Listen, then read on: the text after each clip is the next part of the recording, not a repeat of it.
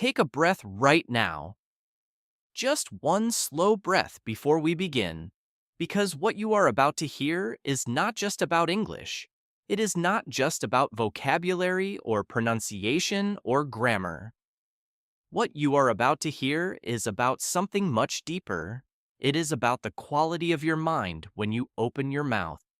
It is about who you become in the middle of a difficult conversation.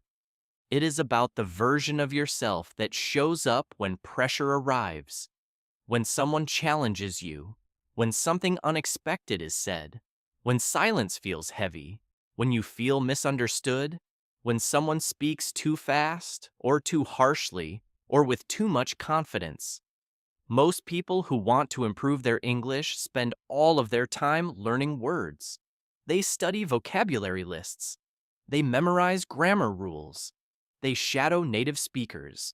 And they watch movies and pause every few minutes to write down new phrases. And all of that is useful. All of that matters. But there is something missing in almost every method. Almost every teacher, every course, every textbook leaves out the most important piece of the puzzle, and that piece is this. What happens inside you when it is time to actually speak? Because here is what really happens for most people. You study alone, and you feel quite good. You understand the grammar, you recognize the vocabulary, you feel like you are making progress, and then a real conversation arrives, a real person, a real moment, and suddenly everything changes. Your heart speeds up, your mouth goes dry, your mind goes blank. The words that were there just an hour ago have completely disappeared, and you find yourself reacting, not speaking from a calm, see you prepared, confident place, but reacting from anxiety, from fear, from the pressure of the moment. This video is here to change that. This is a full deep dive into the psychology and the practice of calm, confident, non-reactive English communication. We are going to go far. We are going to go deep. And by the time you finish listening to this, something in you will have shifted, not because you memorized new vocabulary, but because you understood something true about yourself as a speaker, and you were given the tools to do something different. This is the speaking reset, and this is where your transformation actually begins. Chapter 1. The Reactive Speaker and Why You Became One. Let us start at the very beginning. Because before you can change a pattern, you need to understand how it was created. And the reactive speaker inside you did not appear randomly. It was built. It was trained. It was shaped by years of experience, by feedback you received as a child, by how the people around you communicated, by how language was taught to you, and by what you were told about being wrong. Think about the first time you made a mistake speaking English in front of someone. Maybe you were in school. Maybe a classmate laughed. Maybe a teacher corrected you in a way that felt humiliating. Maybe you tried to say something and nobody understood you, and the look on their face made you feel stupid, or small, or like you did not belong in that conversation. You might not even remember the specific moment, but your nervous system does. Your body recorded it, and from that point forward, speaking in certain situations started to feel like danger. This is not a metaphor. This is neuroscience. When your brain associates an experience with a threat, whether the threat is physical or social, it stores that pattern and uses it to protect you in the future. Social rejection, embarrassment, the feeling of being laughed at or misunderstood. These things activate the same alarm system as physical danger. Your body responds the same way. Stress hormones flood in. Your breathing changes. Your muscles tighten. Your thinking becomes narrow and fast. And so, every time a similar situation arrives, every time you need to speak English under any kind of pressure, your body and mind go into that same protective mode.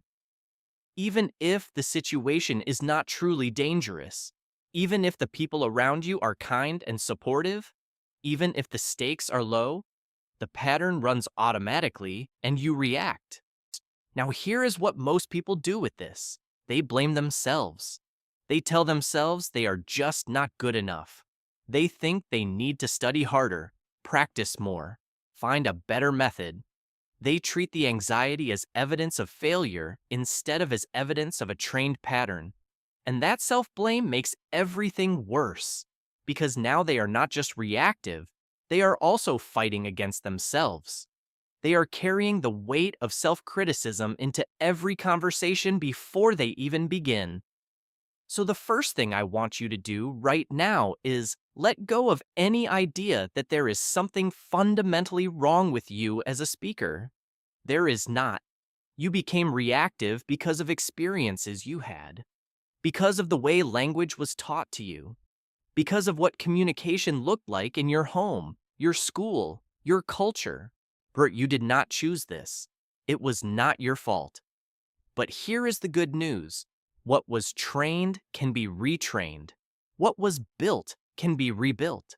And that is exactly what we are going to do today. The reactive speaker is not your permanent identity. It is just a pattern. And patterns can change. They change with understanding, with practice, with repetition, and with a willingness to stay in the discomfort long enough for something new to grow. That willingness is why you are here. And that willingness is enough. Chapter 2. The Science of What Happens. When you react, I want to take a few minutes and go deeper into what is actually happening in your body and brain when you react in a conversation. Because understanding this changes everything. It stops you from treating the reaction as a character flaw and starts you treating it as a biological event, something that can be observed, managed, and over time, transformed. Here is what happens. You are in a conversation, something is said that feels threatening to you.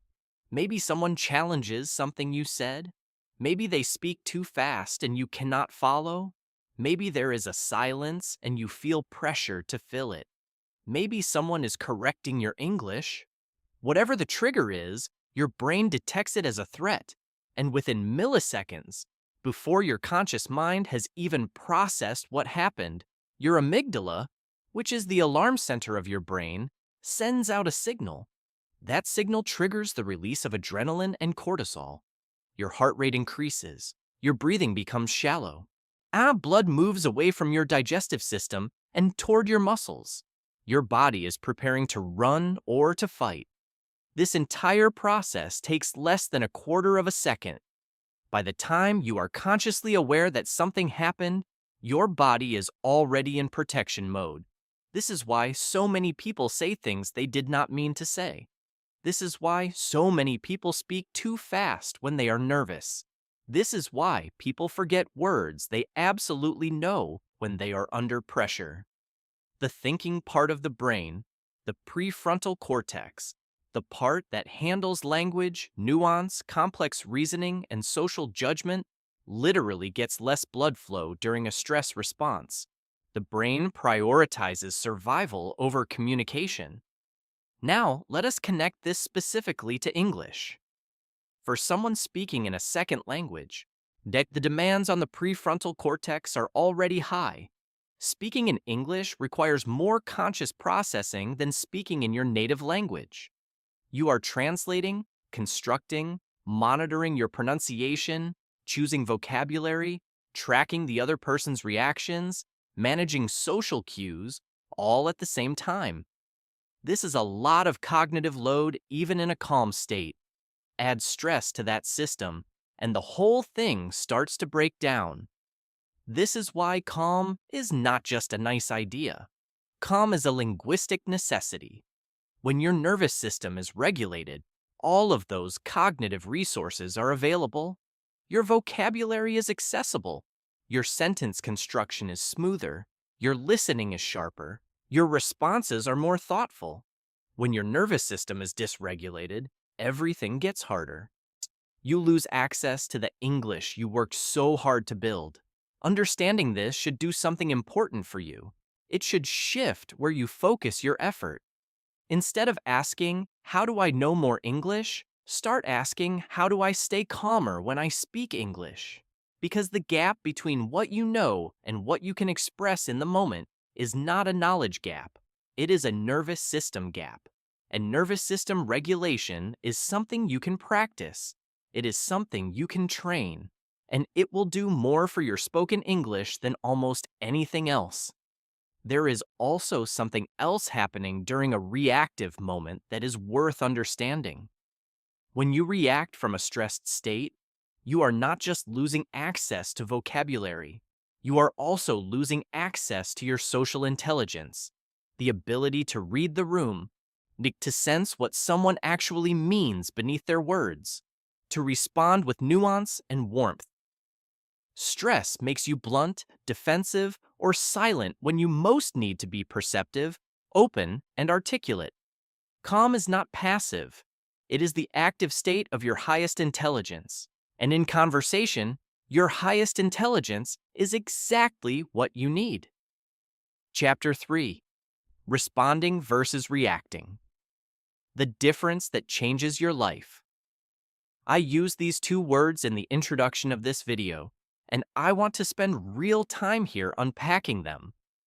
Because the difference between reacting and responding is not just semantic.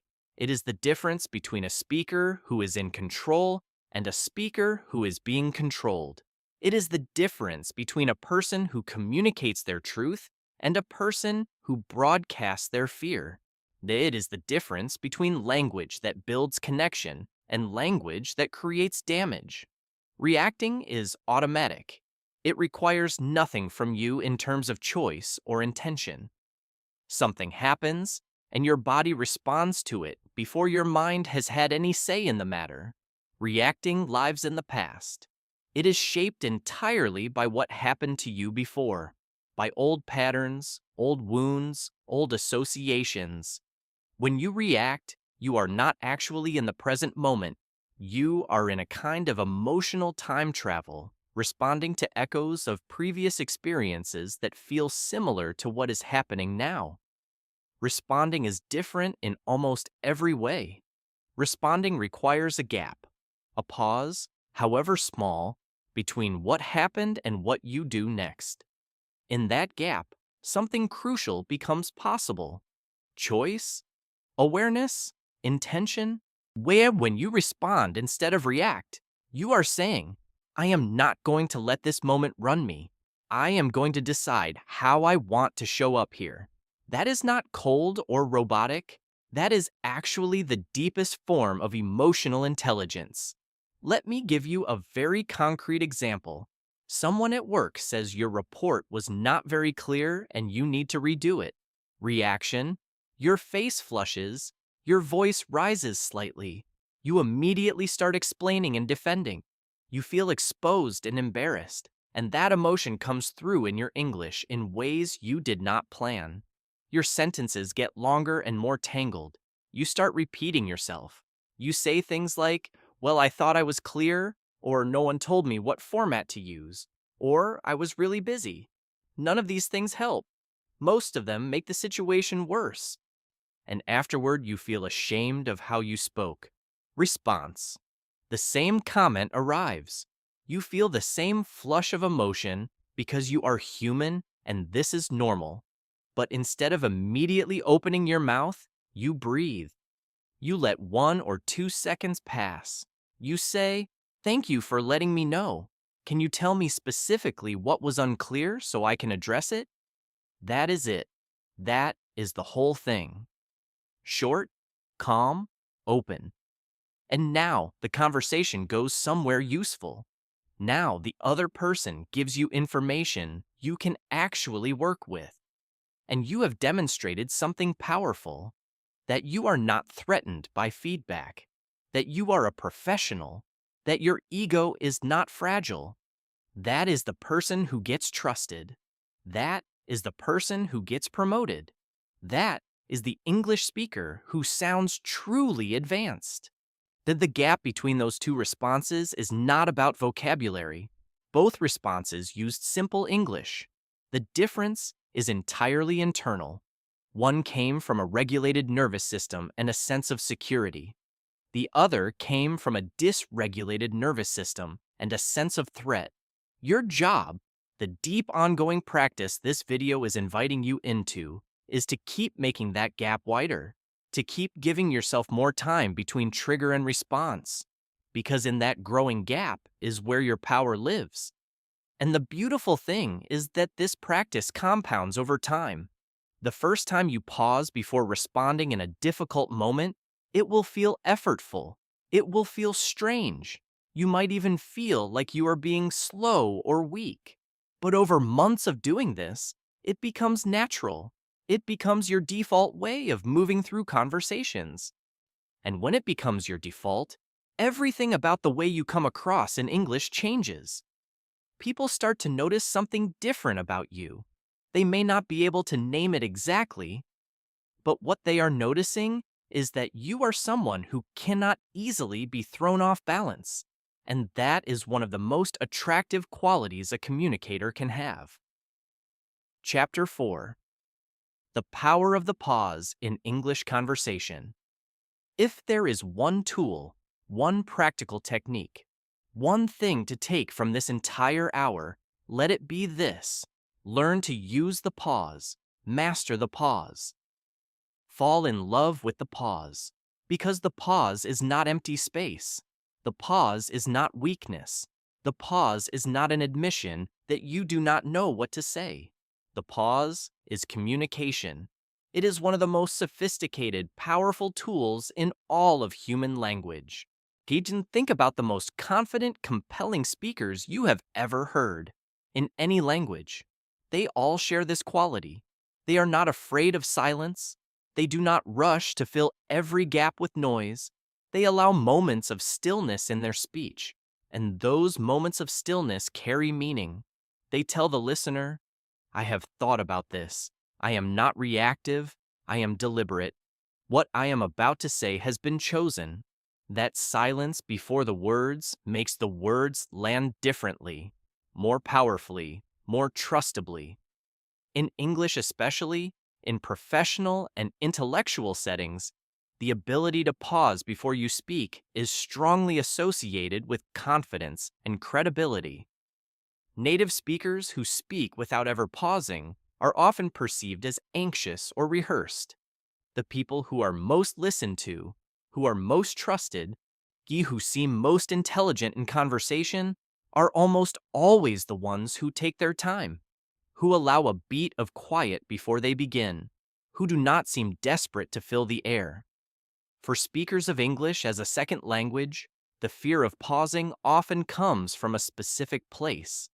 The belief that if you pause, people will think you do not know the language well. That silence will expose a gap. That any moment of quiet is evidence of failure. This belief causes people to rush, to fill pauses with sounds, to speak before they have formed a complete thought. And ironically, that rushing is what actually makes the English sound less fluent, not the pause. The rush, a confident pause, 2 or 3 seconds of quiet before you answer a complex question, does not make you sound like you do not know English. It makes you sound like you are thinking carefully about what you are about to say.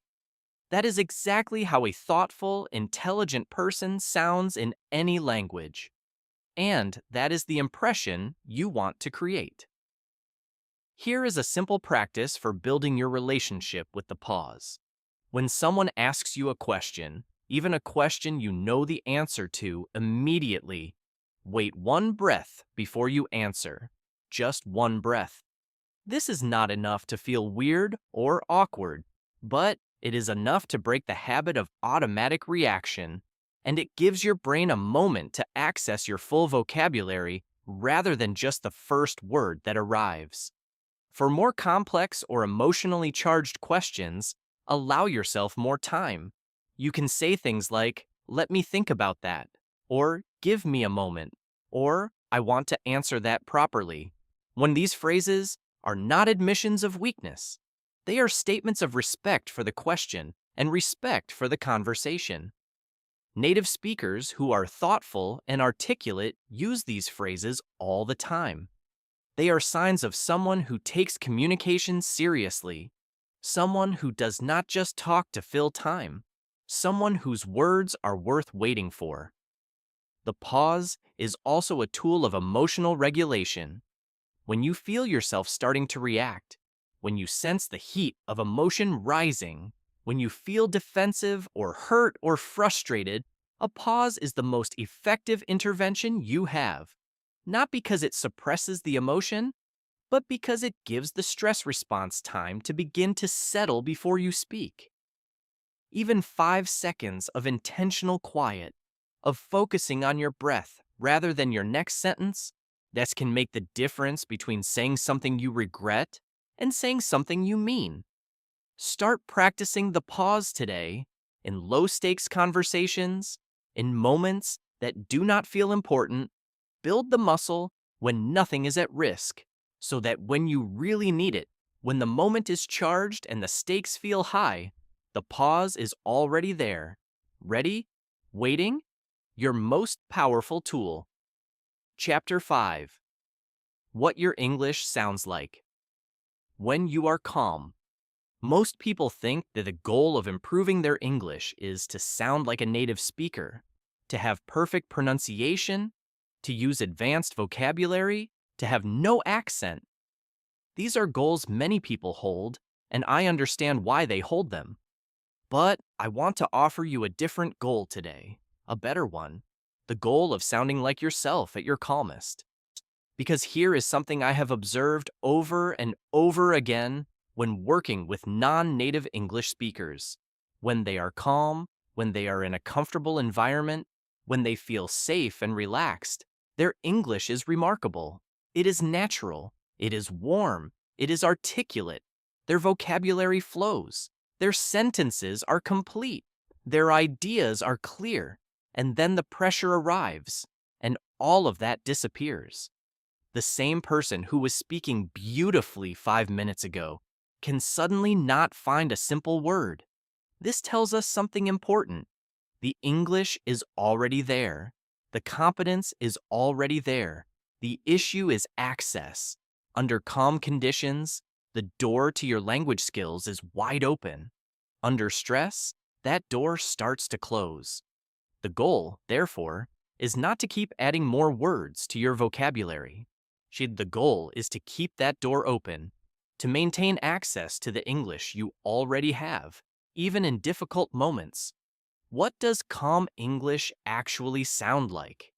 It has a steadier pace, not slow to the point of being ponderous, but unhurried.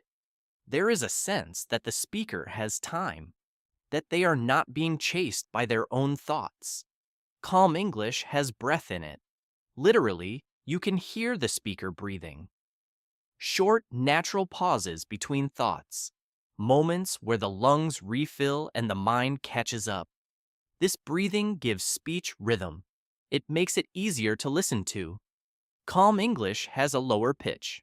Not artificially low, but not the tight, high, slightly strangled sound that comes when the throat is constricted by stress. When you are relaxed, your vocal cords operate more freely, and your voice naturally settles into a richer, more resonant register. This lower pitch is consistently rated as more authoritative and trustworthy by listeners. It is not about performing authority. It is about what happens naturally when your body is at ease. Calm English uses complete sentences. When people are stressed, they fragment. They start a thought and abandon it. They leave sentences unfinished and jump to the next idea. Calm speakers finish their sentences. They follow a thought to its conclusion before beginning a new one. This completeness gives listeners a sense of satisfaction. It feels organized and trustworthy. It signals a mind that is working clearly. Calm English also uses more precise vocabulary. Under stress, people default to vague, simple words because those are what remain accessible. Very, nice, good, bad, a lot, kind of. Under calm, Even the specific word you are looking for actually arrives. The difference between saying something was quite effective versus something was really good seems small, but listeners notice these distinctions. Precise language signals a precise mind, and a precise mind signals someone worth listening to. I want you to do something for yourself this week. Find a conversation partner or simply record yourself in a moment when you feel completely at ease. When the topic is something you enjoy and know well, when there is no pressure, no evaluation, no judgment, just speak freely for a few minutes. Then listen back. That is your calibration. That is what your English actually sounds like when the door is open. Hold that version of yourself in mind, because that is the speaker you are trying to protect. And that is the speaker you are trying to keep present, even when things get difficult. Everything we are discussing in this video is in service of that person. Chapter 6. The triggers that steal your calm. To stop reacting, you need to know exactly what is triggering your reactions. Not in a vague, general sense, in a specific, honest, clear-eyed sense, because triggers are personal. What sends one person into a reactive spiral might barely affect another person at all. Your specific triggers were shaped by your specific history, and until you name them clearly, they will continue to run you from the shadows. Let me walk you through the most common triggers that affect English speakers in conversation. The first is speed. When a native speaker speaks very fast, many non-native speakers immediately feel overwhelmed. That the listening comprehension drops. Anxiety rises. And rather than saying, "I am sorry, could you slow down just a bit?" they nod and pretend to understand. They feel ashamed to ask for repetition. They worry that asking will confirm that their English is not good enough. And so they stay in confusion, and the anxiety builds. And by the time they need to respond, they are so stressed that their own speech becomes disorganized. The second trigger is correction. Being corrected, whether by a teacher, a colleague, or a friend, activates the shame response in many people. Even when the correction is gentle and well-intentioned, shame is one of the most powerful emotional triggers there is. It makes people want to disappear, to stop speaking, to avoid the situation where correction might happen again. And many people have unknowingly learned to speak less, to keep their sentences shorter, to use simpler words, all to reduce the risk of being corrected. This is the shame response trying to protect them, but it actually prevents them from growing. The third trigger is silence. When there is a pause in a conversation and it is unclear who should speak next, many people feel immediately uncomfortable and rush to fill the space, often with words they have not fully formed yet. This produces the fragmented, stumbling speech that people later regret. The silence was not a problem. The panic about the silence was the problem. The fourth trigger is disagreement. When someone disagrees with something you have said, especially if they do so confidently or forcefully, the instinct to defend yourself can overwhelm the ability to actually hear what they are saying. You stop listening. You start planning your counter. Your voice hardens. Your words become less careful. The disagreement, which could have been a genuinely interesting exchange of ideas, becomes a kind of verbal combat that leaves everyone feeling worse. The fifth trigger is audience size.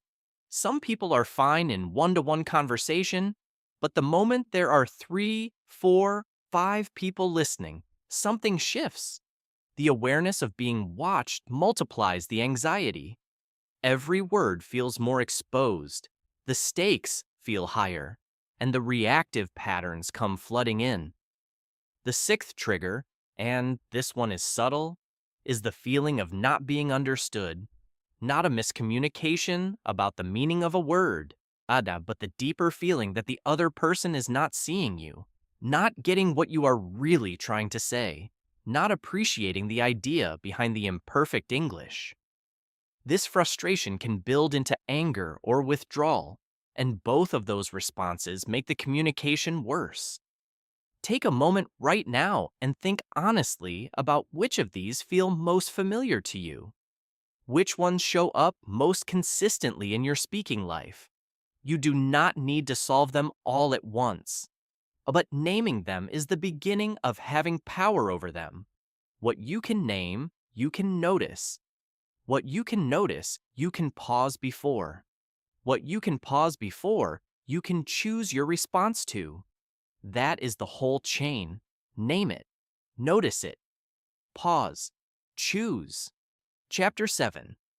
Phrases that keep you anchored in difficult conversations. One of the most practical things you can do to interrupt the reactive pattern is to have a set of anchor phrases ready. These are not clever tricks or manipulative techniques. They are genuine tools of mature, confident communication that buy you time, signal your emotional intelligence, and keep the conversation on stable ground, even when things get uncomfortable. The first category is the bridging phrase. A bridging phrase is something you say that acknowledges what the other person said, shows that you were listening, and gives you a moment before you need to respond. Some examples. That is a good point. Let me think about that. Or, I hear what you are saying. Or, that is interesting. I want to make sure I understand you correctly. Or, simply, I see. Then these phrases do not commit you to any particular response. They do not agree or disagree. They simply show presence and buy time. And in conversation, even 2 or 3 seconds of time can be the difference between a reactive answer and a considered one. The second category is the clarifying phrase. When something is unclear, when you did not fully understand, or when you want to make sure you are responding to what was actually meant rather than what you assumed was meant, clarifying phrases are your best tool. How do you mean exactly? Could you say more about that? When you say that, what do you mean specifically? These questions are not signs of confusion. They are signs of precision. They tell the other person that you are taking their words seriously, and they give you a much clearer picture of what you actually need to respond to. Then the third category is the boundary phrase. When a conversation goes somewhere you are not comfortable with, when someone pushes you for an answer you are not ready to give, when you are being pressured into a position you are not sure about, boundary phrases allow you to hold your ground without aggression. I am not ready to answer that right now. I need some time to think about this before I respond. I want to come back to that when I have had more time to consider it. These are calm, clear, non-apologetic statements. They do not over-explain. They do not get defensive. They simply state a boundary and leave it there. The fourth category is the de-escalation phrase. When a conversation starts to get heated, when you sense tension rising or emotions getting bigger. The de-escalation phrases can bring the temperature down before real damage is done. I think we might be looking at this from very different angles, and that is okay. I want to understand where you are coming from before I share my perspective. It seems like we both care about this a lot, which is actually a good thing. These phrases shift the frame of the conversation from opposition to collaboration. They do not surrender your position. They simply widen the space so that both people can think more clearly.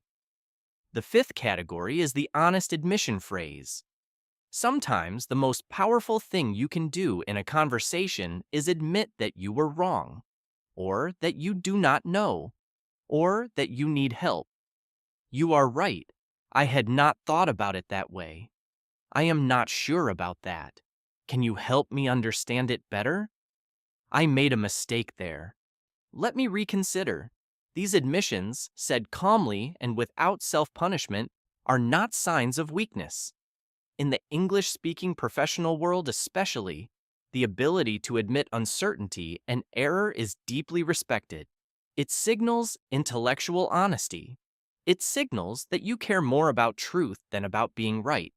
And it immediately puts people at ease, because they realize they are talking to someone who is real.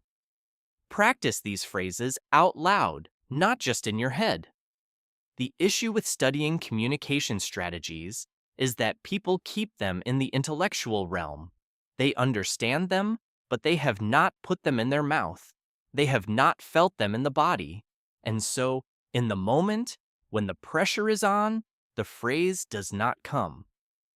Practice saying these phrases out loud in different scenarios until they feel natural, until they feel like yours, until they live not just in your knowledge, but in your body memory.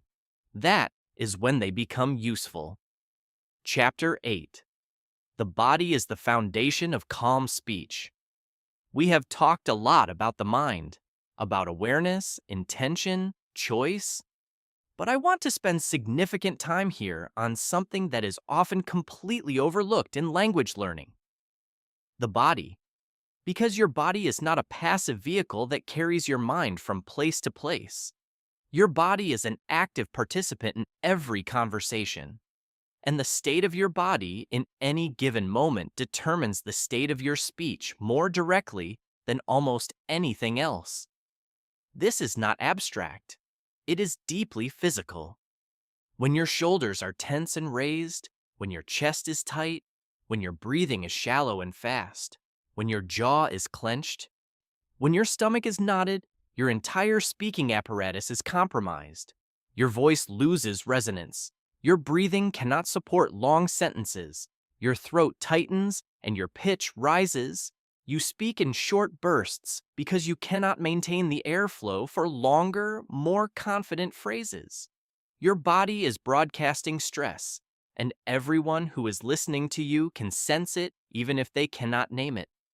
Conversely, when your body is open and relaxed, when your shoulders are dropped, when your chest is soft, when your breathing is slow and deep, when your jaw is loose, something entirely different happens in your voice. It drops, it warms, it carries, it resonates.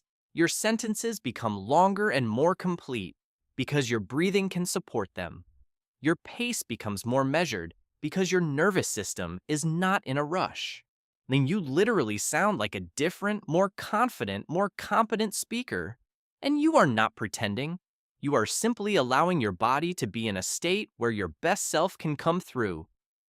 So how do you get there? How do you shift your body out of the stress state and into the calm state, especially in the middle of a challenging conversation? The most direct route is the breath. Specifically, a slow, extended exhale. When you exhale slowly and completely, your vagus nerve, which is the main nerve of the parasympathetic or rest and digest system, is directly stimulated. This sends a signal to your brain that the threat is over, that the body can begin to relax.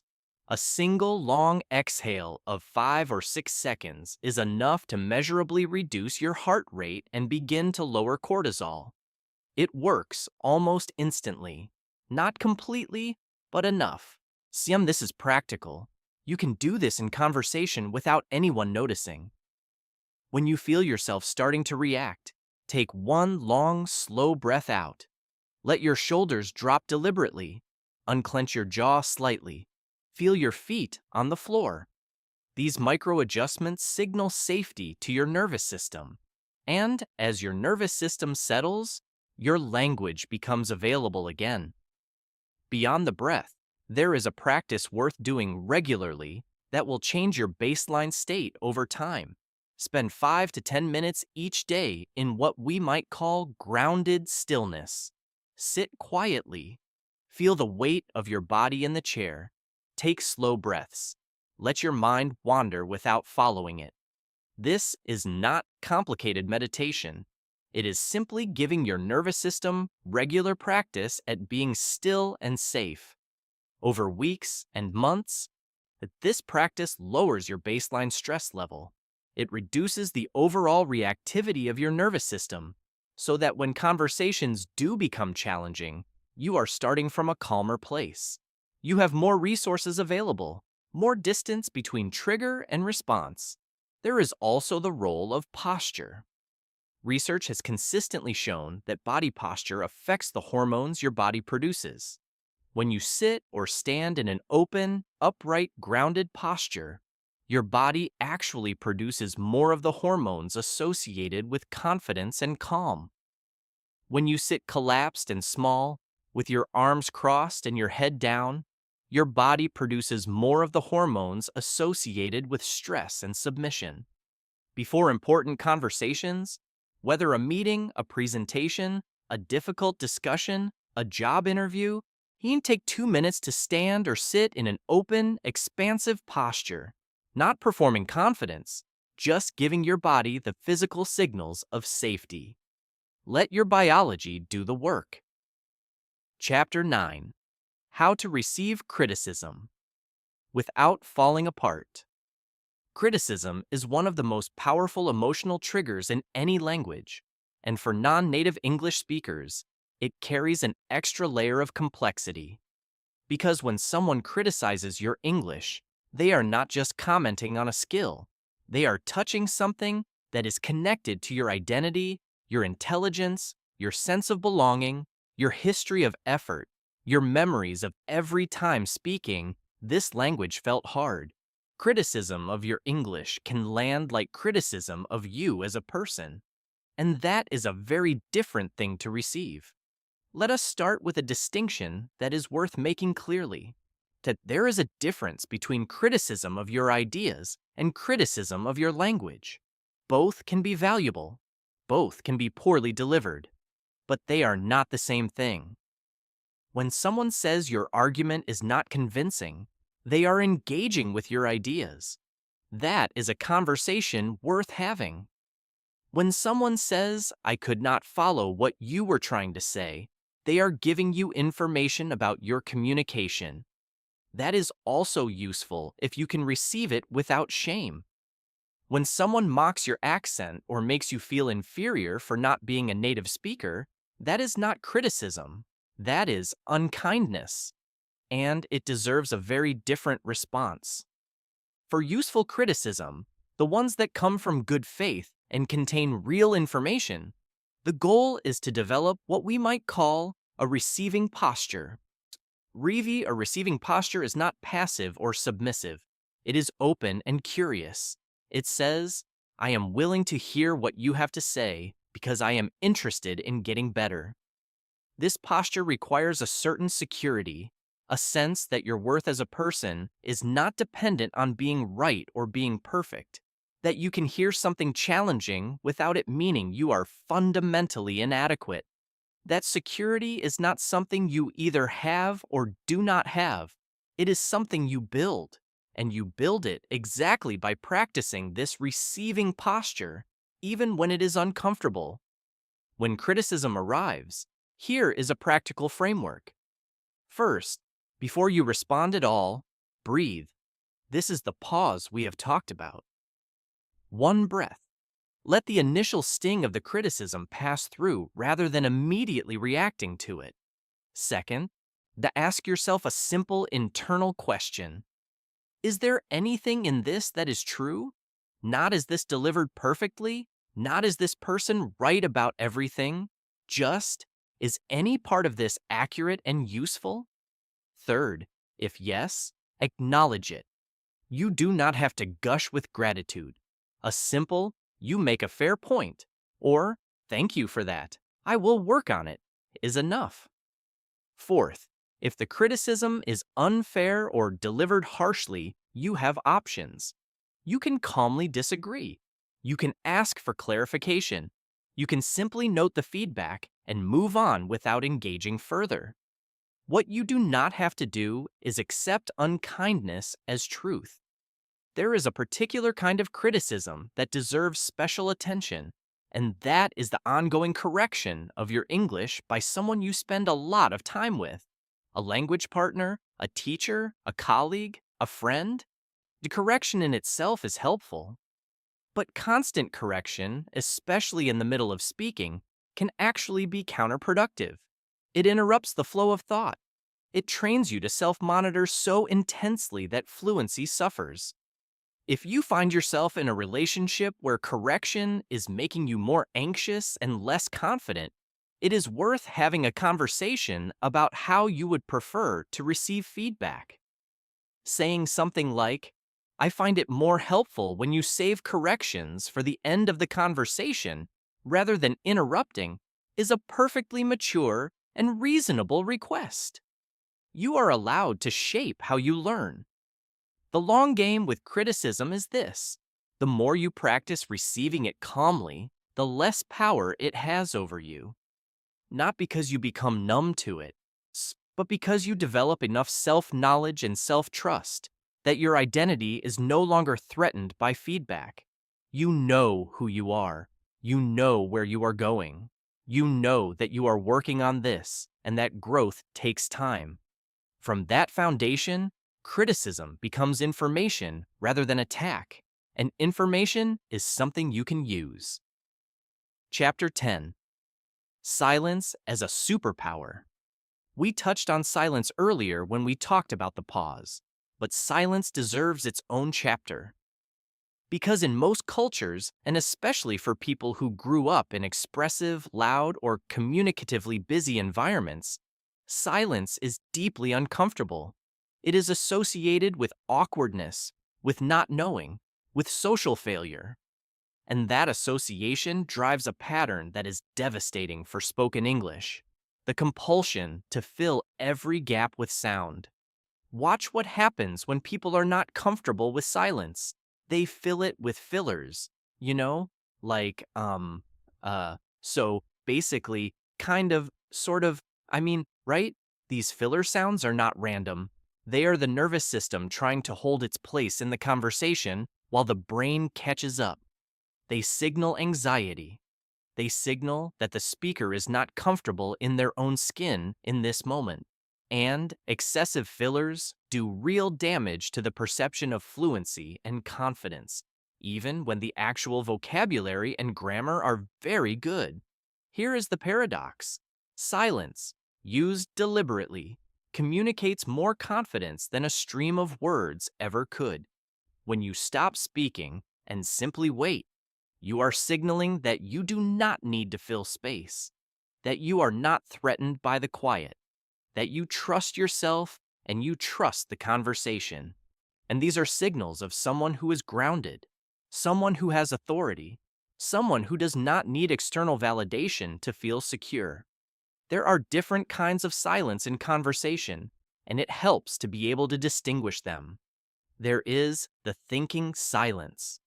This is the gap you create when you are genuinely considering something before you speak.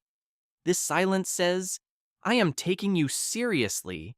I am giving your words real consideration. I am not going to offer you a knee-jerk response. This silence is respectful and powerful and almost always received well. There is the listening silence. This is the quiet you hold when someone else is speaking and you are fully present with them, rather than mentally formulating your response. True listening silence is rare and beautiful. Most people, when someone else is talking, are using that time to plan what they are going to say next. They are not actually listening. They are waiting, and people can tell the difference. When you listen in real silence, when your whole attention is on the other person rather than on yourself, the quality of your responses becomes extraordinary. You hear things you would have missed. You understand nuance. You catch emotion beneath the words. And your responses reflect all of that depth. There is also the boundary silence. Sometimes the most powerful response to something that has been said is to say nothing at all. When someone says something unkind, or tries to provoke you, or puts pressure on you to respond in a way you are not comfortable with. Sometimes the most eloquent and powerful thing you can do is simply look at them calmly and say nothing. Then this silence is not passive. It is profoundly active. It communicates without words. that you are not going to play this game, that you are not threatened, that you have decided this moment does not deserve your reaction. Very few things are more disarming to someone who is trying to provoke you than a calm, sustained silence. Practice sitting with silence. In conversations with people you trust, let the pauses run a little longer than feels comfortable. Resist the urge to jump in. See what happens when the silence extends for 3, 4, 5 seconds. Often, you will find that the other person fills it, and what they say in that moment of being given extra space is often more honest and more interesting than what they said before. Your silence created room for their depth. That is the gift of silence. It is not just good for you, it is good for everyone in the conversation. Chapter 11. Confident Disagreement in English. One of the areas where non-reactive communication matters most, and where most people struggle the hardest, is disagreement. Because disagreement in English has a particular set of social and cultural conventions that can feel confusing, especially if you come from a culture where disagreement is either much more direct or much more indirect than the typical English-speaking norm. Let us start with something important. Disagreement is not aggression. Healthy disagreement is one of the most valuable things that can happen in any conversation. It is how ideas get better, how decisions get more sound, how people arrive at truth that none of them could have found alone.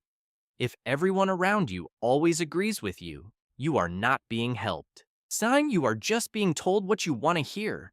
The people who push back, who question, who offer a different view, these are often the most valuable people in the room, provided they do it with respect. And that is the key. Not whether to disagree, but how. Reactive disagreement sounds like this: no, that is wrong, or I completely disagree, or that makes no sense.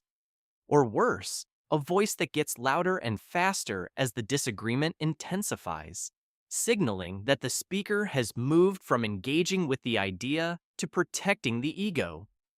This kind of disagreement shuts down conversation. It makes the other person defensive. It makes the exchange about winning and losing rather than about finding truth. And it almost never actually changes anyone's mind. Responsive, calm disagreement sounds completely different. It starts with acknowledgement. Before you push back on what someone has said, you acknowledge the part of it that has merit. This is not sycophantic. It is accurate, because most positions have some merit. I can see why you would think that, however. Or, that is an interesting point, and I see it slightly differently. Or, I understand the reasoning there, and I think there is another way to look at it. These openings do not surrender your position. They simply establish that you have heard the other person before you responded. That is rare, and it immediately sets a different tone. Then you state your view, clearly, directly, without excessive hedging. I think the bigger issue here is actually this. Or, my perspective is that this approach has a significant risk, and that risk is. Or, based on what I have seen, the data points in a different direction. Be noticed that all of these statements are direct. They use the word I. They own the perspective rather than hiding it behind vague constructions. Direct ownership of your view, delivered calmly, is very different from aggressive insistence. One is confident. The other is combative. You can be the first without being the second. After stating your view, stay curious. Ask the other person to respond. What is your thinking on that? Or, does that resonate with you, or do you see it differently? Or, I am curious whether you have seen something that points in another direction. These questions turn the disagreement into a dialogue, and dialogues are how real understanding is built. Not monologues, not debate performances, genuine exchanges where both people are actually willing to be moved by what they hear. that one of the most powerful things you can do in a disagreement is change your mind. If the other person says something that genuinely shifts your view, say so. Actually, that changes my thinking a bit. Or, that is a point I had not considered, and I think it matters. Or, I was wrong about that, and I appreciate you pointing it out. These statements take courage, but they carry enormous weight. They signal that you care more about being accurate than about being right, and that quality, the willingness to update your beliefs in the face of good evidence, is one of the most respected intellectual qualities there is. Chapter 12. The Emotionally Intelligent English Speaker. We have talked throughout this video about emotional intelligence, about reading the room, about responding rather than reacting. Let us spend time now looking specifically at what emotional intelligence looks like in action in English conversation. Because it is one thing to understand the concept and another to know exactly what it sounds and looks like in practice. Emotional intelligence in conversation has 5 core components. The first is self-awareness, knowing what you are feeling in real time, noticing when anxiety is rising, when defensiveness is kicking in, when you are starting to check out of the conversation. This awareness is the foundation of everything else. If you do not know what is happening inside you, you cannot manage it. You are just being swept along by it. The second is self-regulation, the ability to manage your internal state without suppressing it. This is what all the earlier chapters have been building toward. The pause, the breath, the body awareness, the anchor phrases. All of these are tools of self-regulation. They give you ways to stay in a managed, functional state, even when the conversation is challenging. The third is empathy, the ability to sense what the other person is feeling. To read not just their words, but their tone, their body language, the things they are not quite saying. Empathy in conversation means tracking the other person's emotional experience at the same time as you are managing your own. This sounds demanding, and it is. But it is also what makes conversations feel genuinely human. When someone feels truly sensed and understood, they open up. They become more honest. They trust you. And the conversation becomes something more than an exchange of information. The fourth is social awareness, the understanding the dynamics of the room or the relationship. Who has power in this conversation? What does this person need from this exchange? What is the unspoken agenda? What is this conversation actually about beneath the surface words? These are questions that emotionally intelligent communicators are always asking, even if unconsciously, and the answers shape every word they choose. The fifth is relationship management, the ability to use all of the above to steer conversations toward outcomes that are good for everyone involved, not just winning or being understood, but leaving the other person feeling heard, respected, and valued, even in difficult exchanges. This is the highest level of communication skill, and it is available to anyone who is willing to do the inner work that it requires. What does this look like in simple, everyday English? It looks like saying, "You seem stressed today. Is everything okay?" When you sense something is off with a colleague, it looks like saying, "I notice this feels personal, and I want to make sure I am not missing something important." When a conversation gets unexpectedly charged, it looks like saying, "I want to make sure you feel heard here before we move on." When someone has shared something vulnerable, it looks like saying, "Thank you for trusting me with that." When someone opens up. These are not complicated phrases. They are not advanced vocabulary. They are simple, direct, honest acknowledgments of the human being you are talking to. And they work. They work because they are real. They are not performance. They come from a genuine orientation toward the other person, an orientation that says, you matter here, and what you are feeling matters. I am not just processing your words, I am present with you. Developing this kind of emotional intelligence in English requires practice, but it also requires something more fundamental. It requires that you genuinely become interested in other people, not as a strategy, not to seem warm, but because you actually start to find other human beings fascinating, complex, worthy of attention.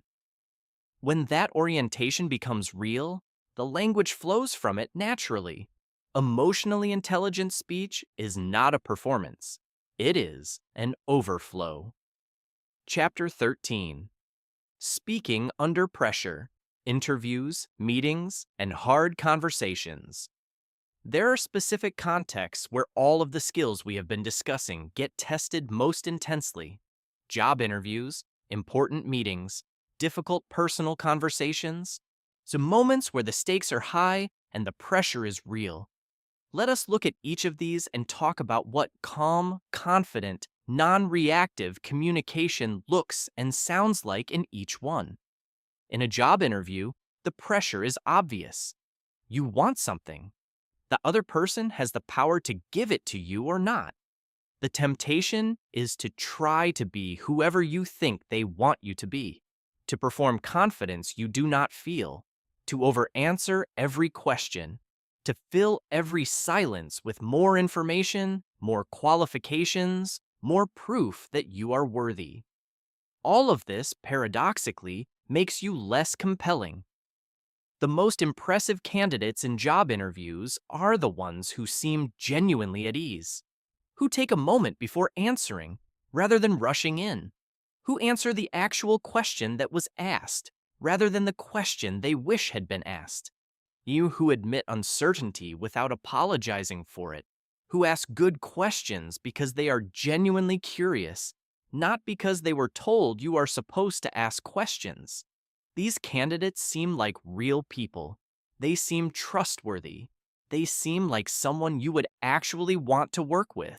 To achieve this, practice your answers until they live in your body, rather than just your head. Not memorization, not scripting every word, but deep familiarity with your own story, with the things you are genuinely proud of, with the honest answers to difficult questions like, what are your weaknesses? Or, tell me about a time you failed. Practice these until you can talk about them naturally, without shame, without defensiveness. Practice your calm physical state, the open posture, the slow breath, the grounded feet. Walk into the room already in the state you want to be in. In meetings, the challenge is often different. It is about finding your voice among other voices, about contributing without over-contributing, about being heard without dominating. Many non-native English speakers go quiet in meetings. They have ideas, but they hold them back, waiting for a perfect moment that never arrives, or worried that their English will not be good enough. So they stay silent and feel invisible. And then they leave the meeting frustrated with themselves. The solution is to speak early and simply. You do not need a perfect point to contribute to a meeting. You need a real one, something you actually think. If you wait until you have found the perfect formulation, you will wait forever. Speak from your genuine perspective in simple, direct English, and let the imperfect formulation be okay. People are not listening as critically as you fear. They are listening for ideas, and if your idea is real, it will land. Hard personal conversations, conversations about conflict, disappointment, hurt, or need, are perhaps the most demanding of all because the emotional stakes are highest. They are also where reactive speech causes the most damage. When you speak from hurt or anger without the pause, without the regulation, without the clarity of intention, you say things that damage trust and sometimes cannot be undone. Before any difficult conversation, spend a few minutes in genuine quiet. Ask yourself, what do I actually need from this conversation? Not what do I want to say, not what do I want the other person to understand, but what do I actually need? Because hard conversations that start from need rather than blame go in a fundamentally different direction. I need to tell you that when this happens, I feel this. I need to understand what was going on for you when you said that. I need us to find a way through this together. These are opening lines that build bridges rather than walls. And they are available to you every time you take the moment to ask yourself what you actually need. Chapter 14: Building Your Calm as a Daily Practice. Everything we have covered in this video is not something you do once and then have forever. It is a practice. It is something you return to every day, in small ways and large ways, in easy moments and hard ones. The person who is truly calm and confident in English did not arrive there through a single insight. They built it through daily, deliberate, ongoing practice, and so will you. The daily practice does not need to be complicated. In fact, the simpler it is, the more likely you are to actually do it. Here is what a simple daily practice looks like. Each morning, before the day starts, spend 5 minutes in quiet. No phone, no news, no preparation for the day. Just sit, breathe. Let your nervous system begin the day from a calm baseline rather than from the reactive place you might wake into if you immediately reach for your phone and start consuming information. Each day, find one moment to practice the pause in a low-stakes conversation, not in an important meeting, not in a difficult discussion, just in the ordinary exchanges of daily life. The checkout line at the shop, a conversation with a neighbor, a text exchange with a friend. In one of these moments, choose to pause before responding. Choose to not react automatically, and notice how it feels. Notice what happens in that tiny gap. Each week, have one conversation in English that stretches you slightly. That puts you in a context a little outside your comfort zone. Not terrifying, not paralyzing, just a little outside the familiar. A conversation with someone you do not know very well, a topic you do not usually discuss, a format you do not usually use. These slightly challenging conversations, approached with the tools from this video, are where the real growth happens. They are the training ground where your nervous system learns that discomfort is safe, that imperfect English is survivable, that you can be challenged and come through it and be okay. Each month, reflect, not harshly, not as a report card, just honestly. And where have I grown? Where am I still reactive? What triggers am I getting better at handling? What situations still pull me into automatic response? This reflection is not self-criticism. It is navigation. It tells you where to focus your next month of practice, and it helps you see progress, which is important. Because progress in this kind of inner work is often invisible until you step back and compare where you are now to where you were 3 months ago. And then the difference is usually quite striking. There is also the question of who you practice with. The quality of your practice relationships matters enormously. Seek out people who create safety in conversation, who correct with kindness, who listen with presence, who do not make you feel small when you make mistakes. These people are the environment in which your best English and your best self can grow and be that person for others too. Because when you create safety for someone else's imperfect communication, you deepen your own capacity for calm, generous, non-reactive presence. Chapter 15: The Identity of the Calm Speaker. We are near the end of this video now, and I want to spend our final chapter on something that holds everything else together: identity. Because everything we have talked about, the pause, the breath, the phrases, the body, the practice, these are all tools. And tools are only useful if the person using them has an identity that supports their use. What do I mean by this? Your identity is the collection of beliefs you hold about who you are, and those beliefs, held largely unconsciously, determine your behavior more powerfully than any technique ever could. If you believe, and at a deep level, that you are someone whose English is not good enough, no amount of vocabulary will fix the anxiety you feel when speaking. If you believe that you are someone who cannot handle pressure, no breathing exercise will override that identity in the moment. If you believe that you are someone who always says the wrong thing when emotions are high, that belief will make itself true again and again. This is why real transformation in communication does not just come from learning new techniques. It comes from a shift in the story you tell about yourself as a speaker. From moving out of the identity of someone who is struggling toward the identity of someone who is growing. From releasing the identity of the reactive person and beginning to inhabit the identity of the calm, grounded, deliberate communicator. This does not happen overnight, and it does not happen by simply deciding to believe something different. It happens through experience, through moments where you actually show up differently than you used to, through conversations where you chose the pause and it went well, through moments where you received criticism calmly and came out of it feeling stronger, through times when you held silence when you used to rush and the other person respected you for it. These experiences accumulate, and gradually they build a new story, a new identity, one that is truer than the old one. The identity of the calm speaker is not someone who never feels emotion. It is not someone who is always perfectly composed. It is not someone who has no triggers, no history, no moments of difficulty. The calm speaker is someone who has a practice. See, who has tools?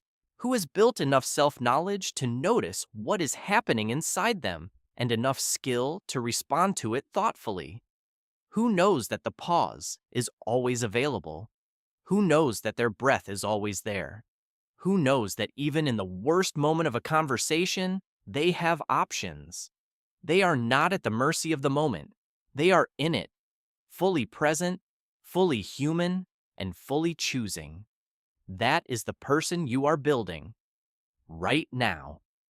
With every chapter of this video you have listened to, with every time you choose to pause instead of react, with every difficult conversation you go into with the intention of responding rather than reacting, with every breath you take before you open your mouth, you are building this person gradually, consistently, powerfully.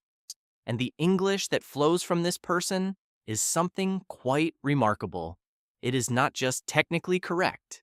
It is alive. It has the warmth of someone who is genuinely present. It has the clarity of someone who has thought about what they are saying.